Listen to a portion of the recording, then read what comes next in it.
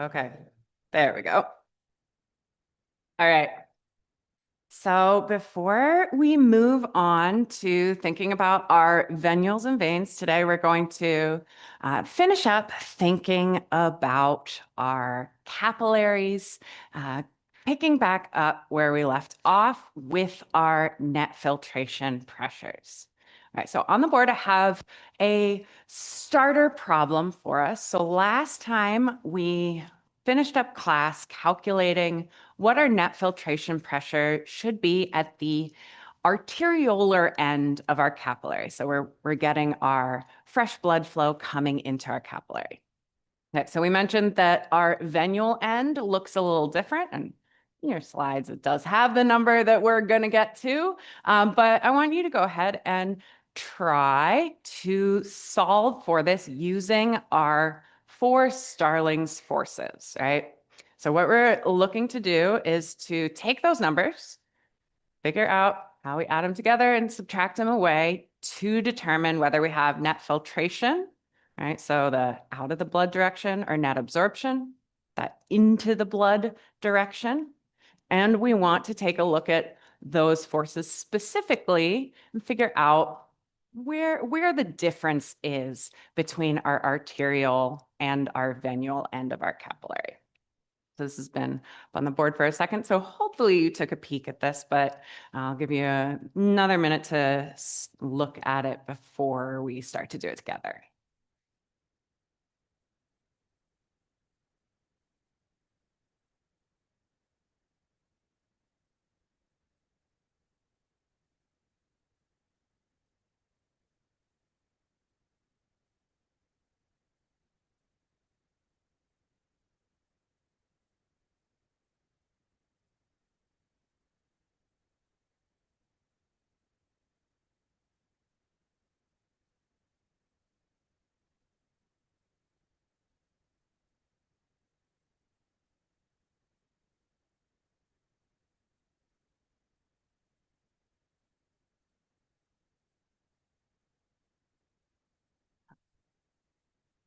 All right.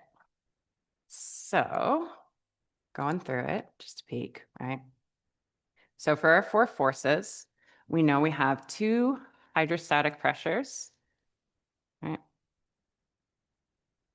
And we know that these both act as a push from the location specified in the subscript, right? So a push from our interstitial fluid or a push from our capillary. And we know that we have our two oncotic osmotic pressures.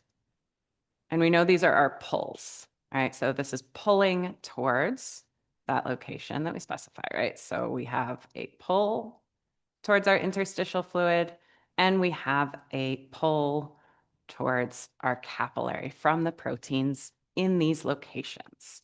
Right? So if we chart those onto our picture of a blood vessel, right, here we see for our filtration direction, which is what we're going to look for first when we do our net filtration pressure. Right, so net filtration pressure. First, we need to add together our forces for filtration. And so filtration is towards the tissue, away from the blood. So we're going to need our hydrostatic pressure of the capillary. And we're going to need that pull, that osmotic pressure towards the interstitial fluid. Right? So to start, I've got our 16 and our 0. And we're always just keeping that on there, even though it's 0, because as we'll see, pathology could change this. So we want to make sure we're accounting for all the theoretical pressures, even if at the moment we don't happen to have a value there, right? Okay, so that's our filtration part, right? Filtration. Now we have to subtract away our absorption forces, right? So we have our push away from the interstitial fluid, right? So that's our hydrostatic pressure of the interstitial fluid. And we have the pull from all the proteins that stay trapped in the capillary in that blood, right? Pulling things towards themselves through that osmotic oncotic pressure, right? So we have to subtract away 1, and then we have to subtract away 25, right? Because those are our absorption pressures. Right. So overall, when we calculate it out, our net filtration pressure,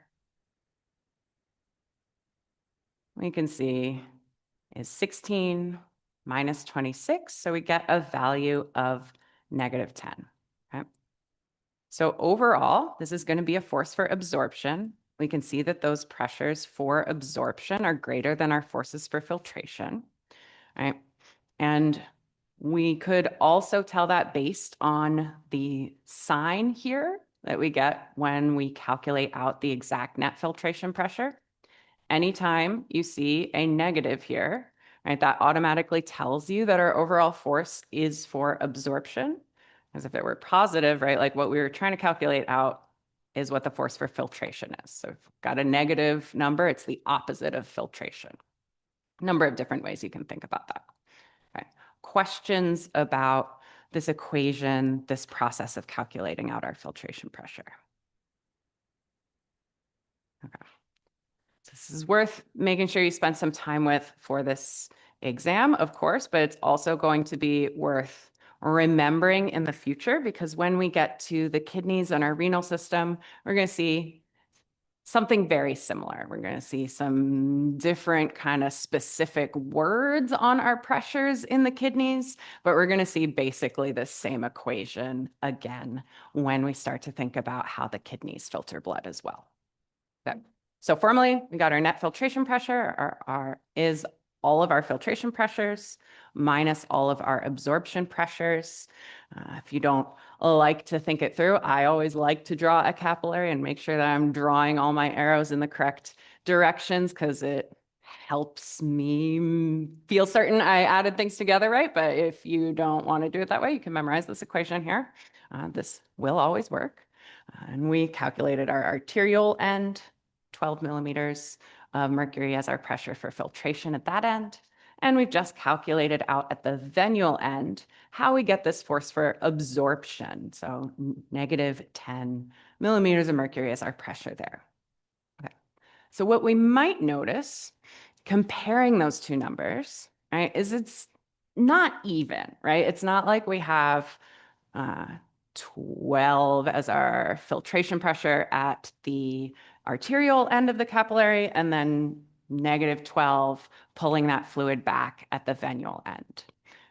And this is important because what this means is that over the whole capillary, right, we're doing a little more filtration on net than we are doing absorption. So overall, actually, we're taking about 3 liters of fluid out of our capillaries into that interstitial fluid, into that tissue space, that we're not soaking back up into the bloodstream, at least not at the capillary level, right? Now, this is going to be one of the important jobs of our lymphatic system. So if you think about the lymphatic system, if you've heard about it in your daily life, you probably thought about lymph nodes, right? And thought about infection and disease. But we're going to see in this course that your lymphatic system does do other important stuff. And one of those things is going to be how it's picking up this excess filtrate, so this extra fluid, and moving it back into circulation. So when we see damage to the lymphatic system in a patient, this is often going to cause things like swelling, because if the lymphatic system isn't functioning, isn't able to pick this fluid back up, this extra 3 liters a day would just kind of hang out there. Hopefully not 3 liters a day, because then you get a really low blood volume. But this is part of why you can see swelling after surgeries that maybe remove lymph nodes or something like that. All right. So those are our normal conditions. So we've got a couple things next. Why is this not? Yeah. Excuse me. Let's not peek at the answer. Well. So we do have conditions that affect different parts of these Starling forces, right? So when we change any given Starling force, this is going to change our overall filtration pressure, right? Our net filtration pressure when we add stuff together. Okay, so that can be important. Why is this not? Okay. Yeah.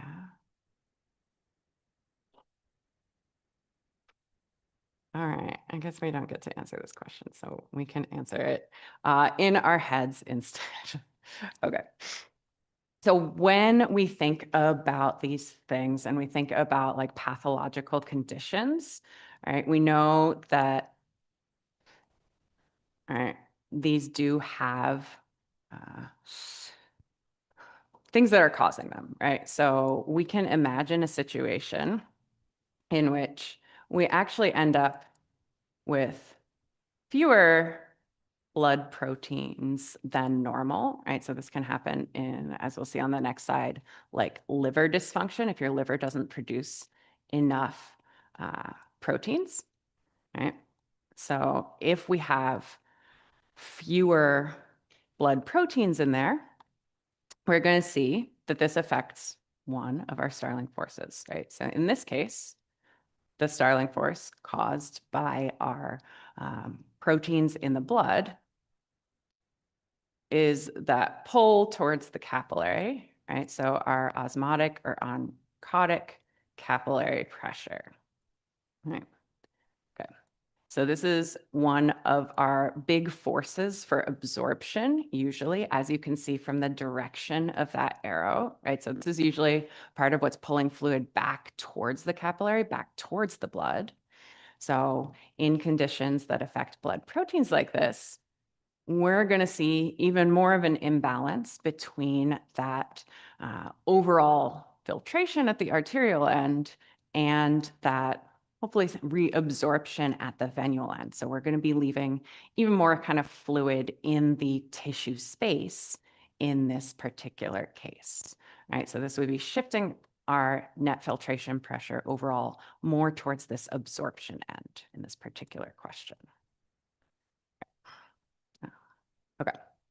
So there are other things that can affect different Starling forces, right? So that was an example, like our liver disease, where we would be affecting our osmotic pressures, right? So that pull from the capillary, that capillary osmotic pressure.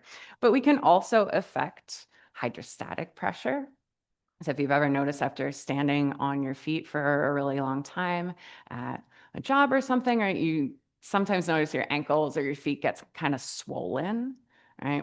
So part of this can be because that fluid being pulled by gravity into your feet, kind of hanging out in your feet over an extra amount of time, that is actually increasing the hydrostatic pressure in the capillaries in your feet, right? More fluid exerts more pressure there.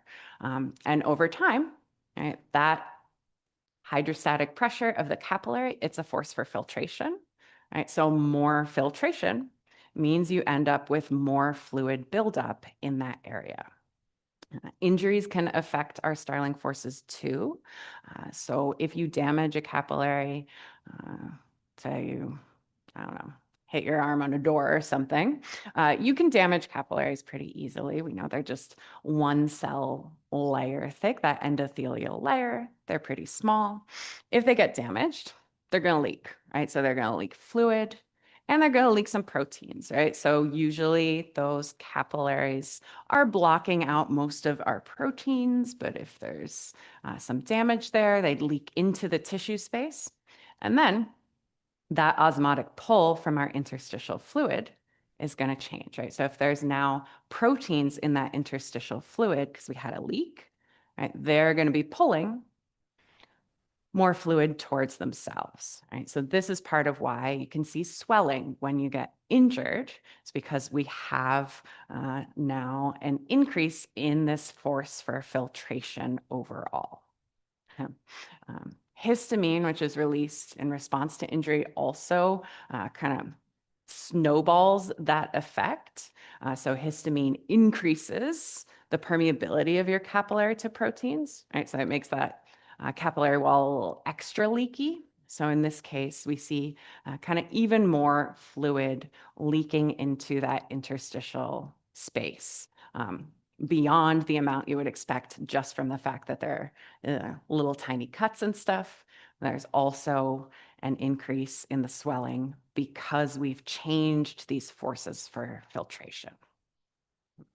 There are even more things that can affect our Starling forces and these forces for filtration and absorption across the capillaries.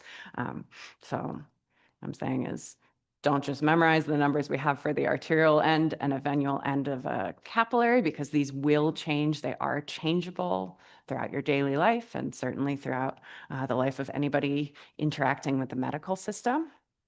So kidney disease is another thing that can create swelling. So like the liver disease, we have a decrease in plasma proteins, right? So that's leading to fluid buildup.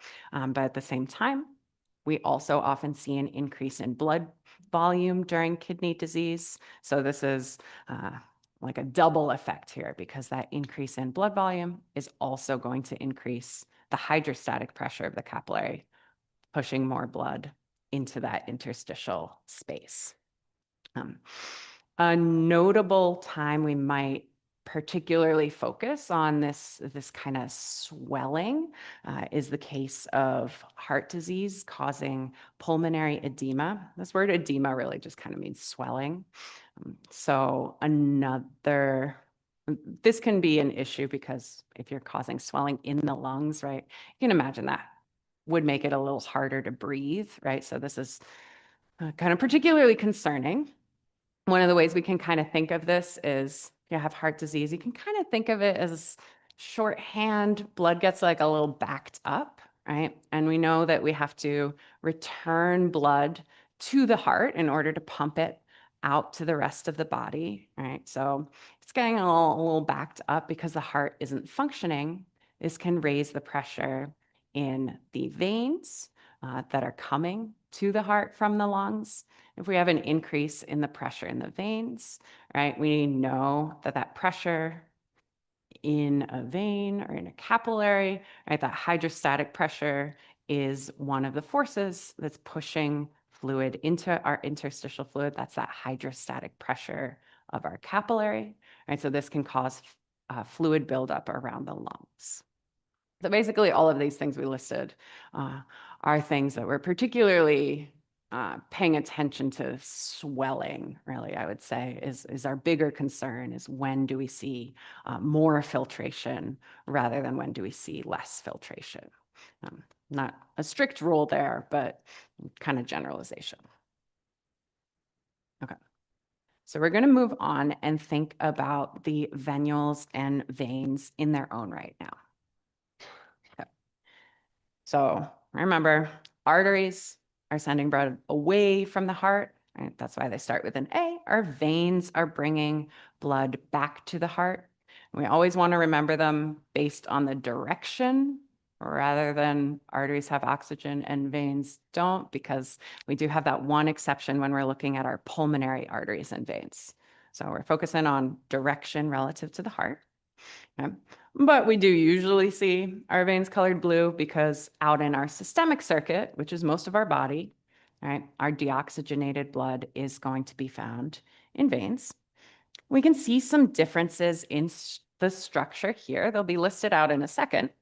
But one thing we'll notice is that inside this lumen of our vein, right, so that hollow part inside, you can see we have a new structure here, right? We got this kind of blocking here.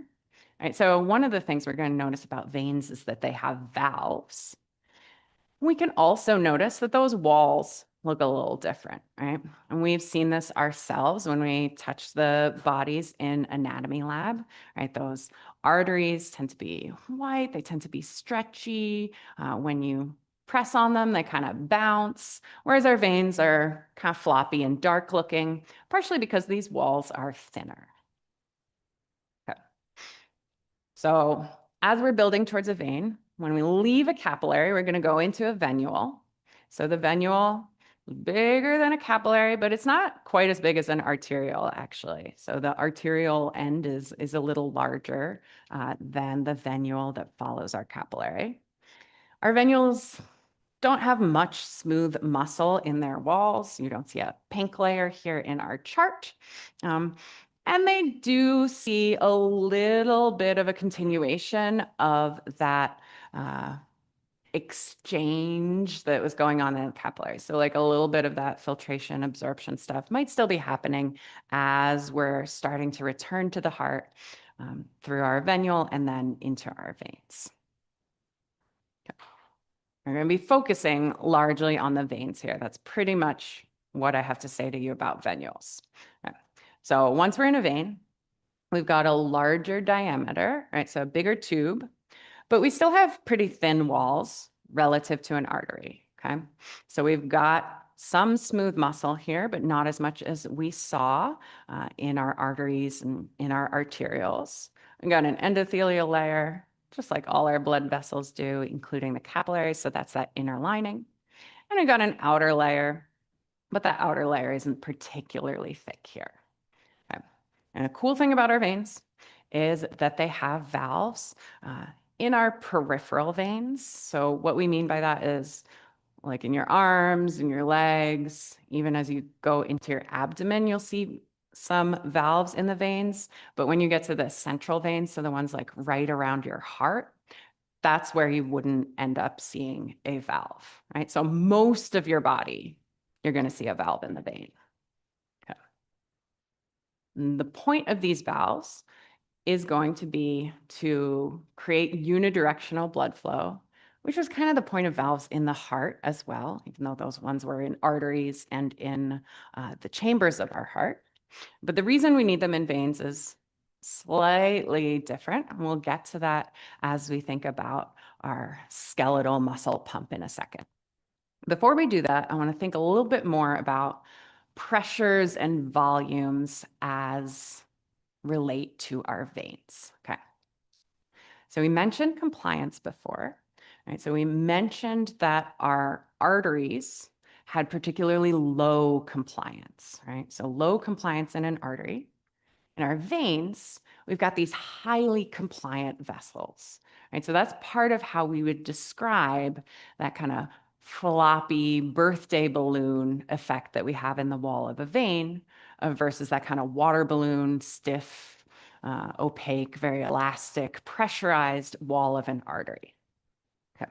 So this high compliance, formally, this means that they're going to expand a lot with just a little change in pressure. And you can think about that relationship in either direction. We'll see a graph and practice reading it in a second. But the overall effect is that they're going to act as a blood reservoir. So they're going to be able to hold a lot of blood volume in the veins. When you're at rest, it's about 60% of your blood is hanging out in your veins. So for some reason, these are not working. So we're going to do this in our head. All right. So I want you to imagine you're adding some fluids to a blood vessel. So you're going to add some fluid in your mind to an artery. You're going to add some fluid in your mind to a vein. Okay. I want to think about what's going to happen to the pressure in response. Are we going to see our vein end up with more pressure? Or are we going to see our artery end up with more pressure in response to this liter of blood?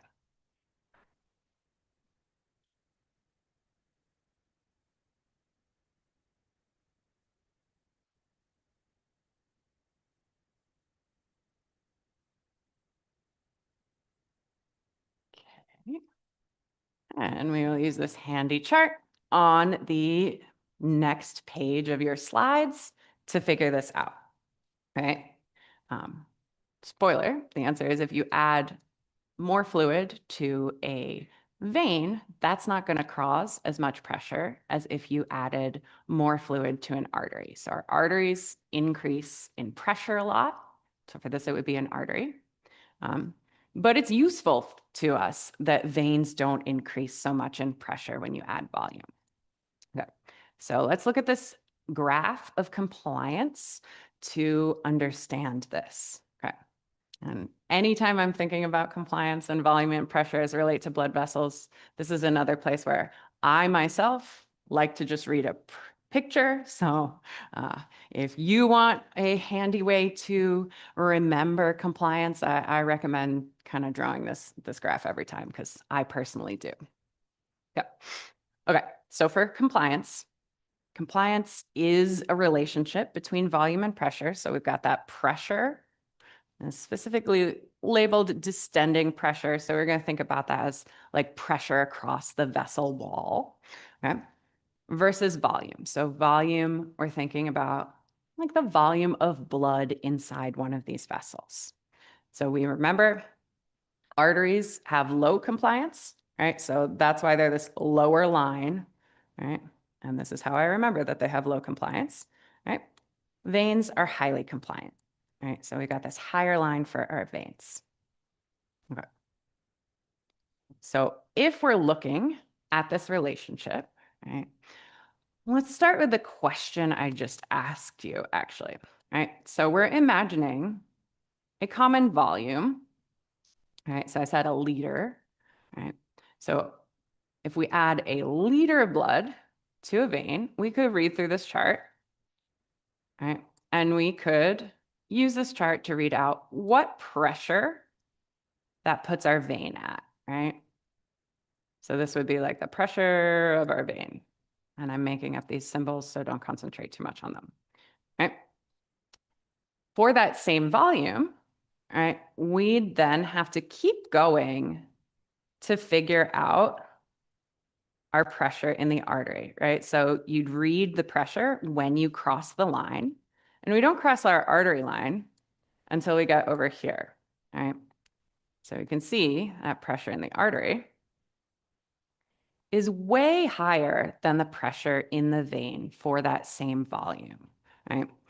So this is useful for our arteries because we want them to act as a pressure reservoir. It's their job to make sure that we have a pressure gradient across our whole system so that we can keep blood flow. But the other side of that, right, is you don't want pressure to build up in your veins because number one, we know that they're holding our volume. That's part of their job. But also, we want our veins to stay at a low pressure because we need that pressure gradient, right? If both our arteries and our veins had high pressure, we don't have a pressure gradient anymore, so we wouldn't have blood flow anymore. Right, so we can read this the opposite way too, which is what this graph is probably doing. Right, so if you imagine you have a pressure of, well, let's say like 100, right? So that's kind of the top level we might expect for a mean arterial pressure, which is why I'm picking that. Right, so for our mean arterial pressure to be 100, right, we've got this relatively low volume of blood that we need for that, right? But at that same pressure of 100, right, to get the veins up to a pressure of 100 to match the artery, you'd need hugely more blood, right? Way, way, way more blood, which you wouldn't see because you can't just like triple the volume of blood in one place, but not another, right? Which means that as we look at the system as a whole, our arteries should really pretty much always have higher pressure than the veins, keeping our flow going, keeping that gradient kind of stable. So arteries, low compliance, veins, high compliance, and this is what creates that pressure reservoir in arteries versus that volume reservoir in veins. Yep. So here's just a picture of our relative distribution of blood at rest. So we see those veins and venules with more than half of the blood hanging out in them. Arteries and arterioles aren't actually like the other half. They're only 15%. We've also got a bunch of blood in our lungs. We've got blood in the heart at any given time, and we have some blood in the capillaries. So the other 40% is being shared by a lot of different places. Okay. All right. So in order to get blood back to the heart, we do have a little bit of a problem because of this low venous pressure, right? So in order for blood to move, right, you need a pressure gradient, right? And we've got our pressure gradient from artery to the vein. Great. So that gets our blood into the vein. But to get back to the heart, right, we are going to need a pressure gradient between the vein and the heart, right? So we're going to need a situation somehow that gets your blood going up against gravity, right? So we need to have a high-low gradient here. And then we're going to need a high-low gradient from the vein into the heart. So we know that some of that high-low gradient when we get to our right atrium comes from emptying the atrium, acting a little bit like a vacuum. But this fight against gravity throughout your body is kind of hard overall for your veins.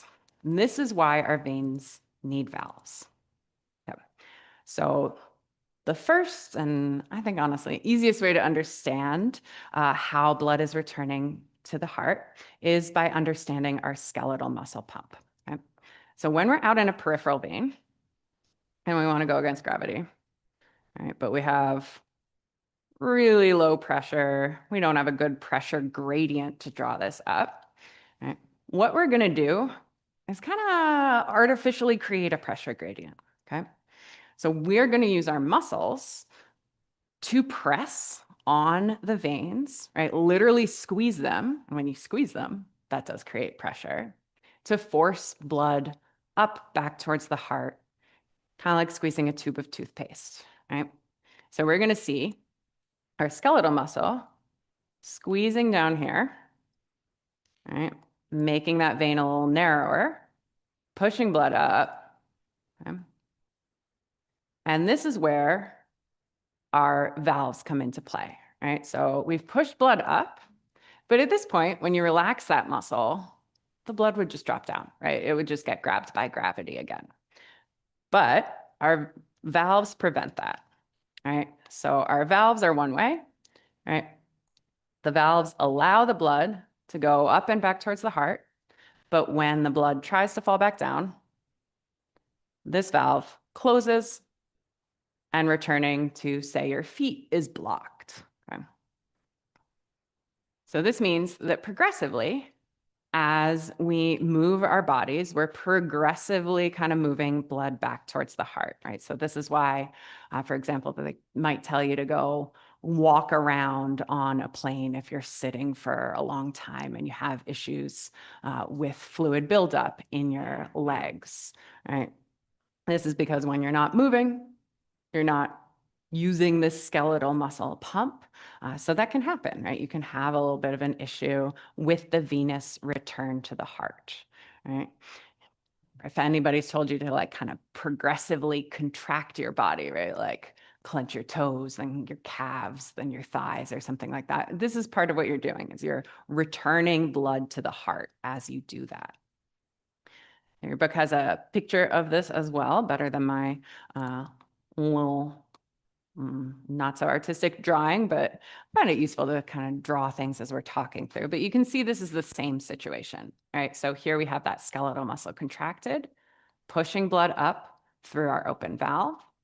Here we see the relaxation, and we see that that valve is now closed, so the blood can't fall back.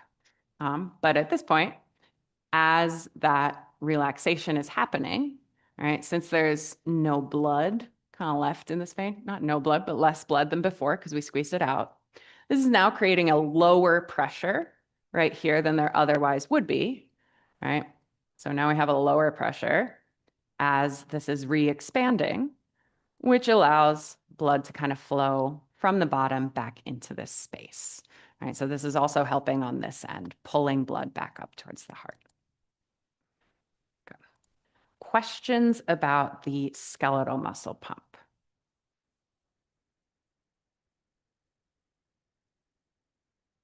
Okay, cool. So this is not the only pump that we have, but we're not going to be, we haven't talked about pressures in the thorax much yet because we haven't gotten to the lungs yet. So I want us to think about that before we start to think about the respiratory pump, because I think if we don't think about pressures in the thorax at this point, difficult to understand this part. So I want you to think about breathing, right? So you're going to breathe in, you're going to breathe out, right? So inhaling air in, exhaling air out. What you're doing largely to produce this is you're moving a muscle called the diaphragm. So the diaphragm sits here, right? When it's relaxed, we got, oh, I should have done it the other side. When it's relaxed, we got a big dome, okay? And when it's contracting, it flattens out, right? Okay, gets flatter. So what you do to suck air in mostly is you contract that diaphragm, right?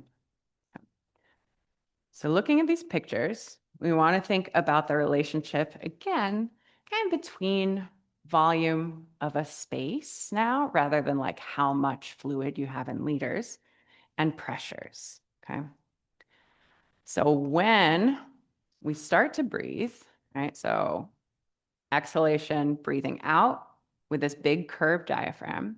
You're breathing out because you've got this small space, right? So intuitively, it makes sense that if your lungs are smaller, if they're getting smaller, that pushes air out.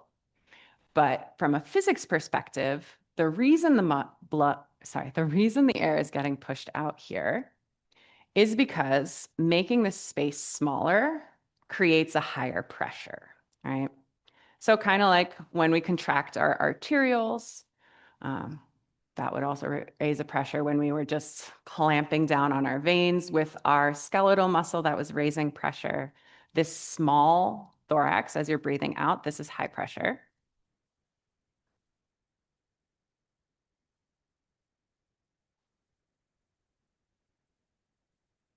And then in order to breathe in, right, we have to drop that pressure down. So when we make this space larger, when you make the thorax larger by contracting the diaphragm, although you don't need to think about that part for now, it'll come back when we do respiration. But when you make the space larger, we're thinking about this acting like a vacuum, right? And a vacuum has really low pressure. That's why it pulls stuff in. So in this case, as you breathe in, the reason for this is a low pressure in your chest. Okay.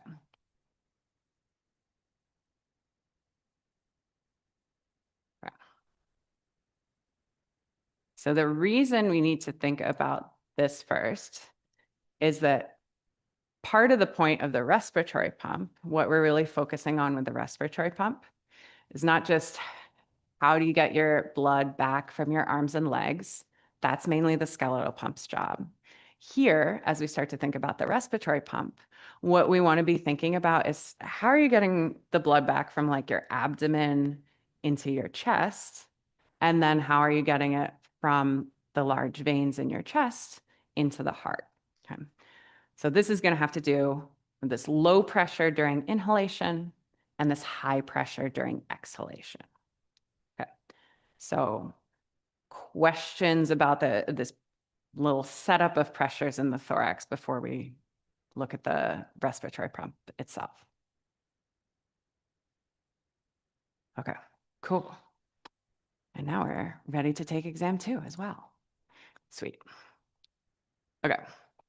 So I answered this question for you. When we are seeing the thorax expand as you breathe in, right? So you can also feel, right? It's expanding your chest when you breathe in, right? You can even feel that space getting larger if you have a hand on your chest, hand about here around your diaphragm, you can feel it, okay? That decrease in pressure in the thorax pulls blood towards it, right? So we have this decrease in pressure in the thorax when you inhale, right? So that decreasing pressure, right? So this is like a pull on blood towards the thorax. Yeah.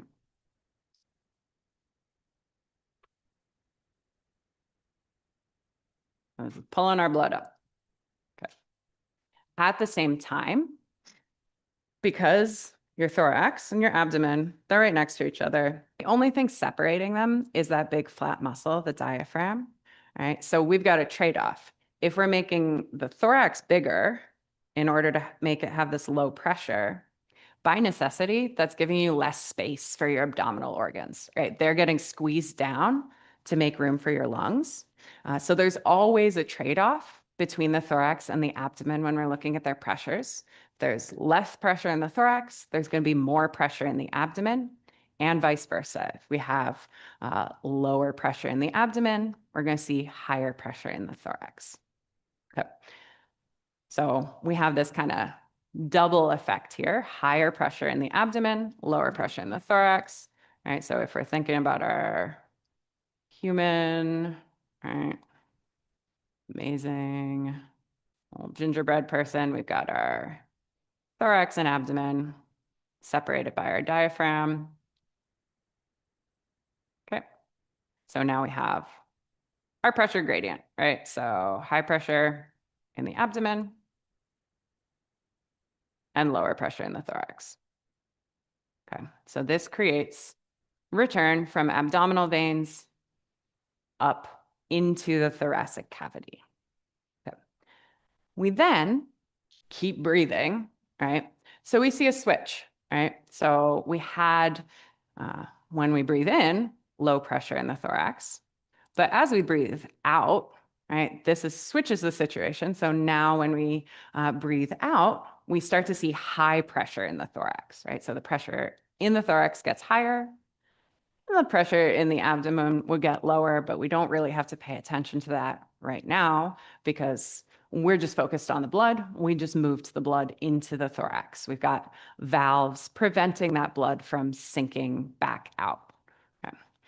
So when we are increasing pressure in the thorax, right, as we breathe out, what we're doing is we're now assisting that venous return to the right atrium, I guess, also the left atrium, but we're going to think about the right atrium, right? So we're now creating high thoracic pressure, right? Just briefly, right? Just while we are breathing out, right? So this doesn't affect our overall gradient from our mean arterial pressure to our central venous pressure. We've still got a nice gradient going across our whole systemic circuit, so blood is continuing to flow, right? But very briefly, we got a slightly higher pressure in the veins. Our atria are relaxing, so they have a lower pressure. So this is helping us with that venous return. When we see the phrase venous return, we really just mean blood returning from the veins to the heart, right? So this helps us return that blood directly to our atria. So this, in total, is our respiratory pump, these shifting pressures in the thorax as you breathe in and out, right? So breathing in, pulling blood towards the thorax, breathing out, creating a pressure that drives blood into the heart. Questions about our respiratory pump?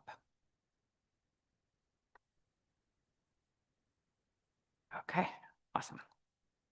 How are we doing? Okay. So just a brief picture, skeletal muscle pump, respiratory pump, both of them are working really by changing pressures just for a brief moment in time in order to force blood up against gravity so that we can get it back to the heart, because otherwise our veins have really low pressure and a low pressure gradient can't drive flow, right? We know that flow is our pressure gradient divided by our resistance, right? So if there's no pressure gradient, we wouldn't be able to move the blood.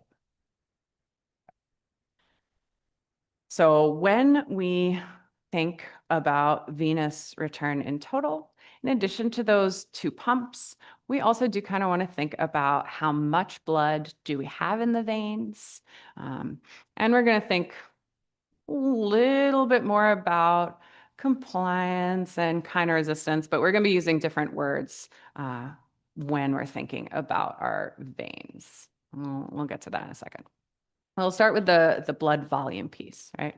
So one thing that happens to be true, right? Because we have this trade-off between volume and pressure, if you have a big increase in blood volume. This does create a big increase in venous pressure. This could be helpful if we're talking about all the blood that we've just sucked from the abdomen into the thorax using the respiratory pump, right? So now our blood volume is in the chest. We want an increase in venous pressure there briefly so that we can return blood to the heart. Decrease in blood volume will overall decrease our venous pressure. So that would make it a little bit more difficult to return that blood to the heart. Long term, we're not going to see this, or sorry, in the short term, this isn't going to play a major role in this circulation because you shouldn't be changing your blood volume substantially over the course of the day. When you're going to see changes in blood volume, it's going to be if we are changing our kind of long-term regulation. When we're thinking about long-term regulation, that's going to be the job of the kidney to kind of manage. The other time you might see big changes in blood volume would be like if you're hemorrhaging, right? In which case you have multiple problems to think about here. Okay. But we are going to think about our venomotor tone here. Okay. So when we think about our veins, right, they don't have a ton of smooth muscle the way that arterioles do. They're not regulating our total peripheral resistance as like their main job, but they do have smooth muscle in them, right? So they have some smooth muscle in our veins. And we're going to refer to the state of that smooth muscle in a vein as its venomotor tone. Okay, so venomotor tone, we're thinking like a slight kind of contraction. Tone is like slightly tense. We're thinking about that. So when we see an increase in venomotor tone, what we're saying is that we see a slight increase in how tense the walls of a vein are, okay? So this would happen by contracting that smooth muscle a little bit. And the how we would do that is through our sympathetic nervous system primarily, right? So our sympathetic nervous system, we talked about its interaction with the arterioles, right? So we know that the sympathetic nervous system releases lots of norepinephrine, also associated with the epinephrine release from our adrenal glands. We know that those two hormones, neurotransmitters, are affecting the receptors in arterioles. We know that we have alpha adrenergic receptors mostly everywhere, not really the brain, but pretty much everywhere else. We saw that we had beta 2 receptors in our skeletal muscle arterioles and in our cardiac muscle arterioles. So I'm now here to tell you that if you're looking at the veins, you got some more alpha receptors. So long explanation, just to tell you that we have alpha adrenergic receptors in our veins. And just like when we were talking about arterioles, if you trigger an alpha receptor, this is going to cause a little bit of contraction. Okay? So when the sympathetic nervous system releases norepinephrine, hits these alpha adrenergic receptors in the smooth muscle of a vein, the veins are going to constrict a little. Okay. When they constrict a little, this changes how that vein behaves with regard to volume and pressure, right? So I've shown our little compliance graph here again because I'm literally always thinking about this every time I talk about compliance, so it might as well be here, okay? So when we say that it's affecting our compliance and dropping our compliance down, that means that when we have this norepinephrine constricting our veins a little, they're going to act a little more like an artery, right? So when we say they're going to act a little more like an artery, that means they're going to create higher pressures than they usually do. So we'll pick up here next time. But overall, the effect of that higher pressure is to help us return blood to the heart if this is happening in our central veins, which are the ones next to the heart.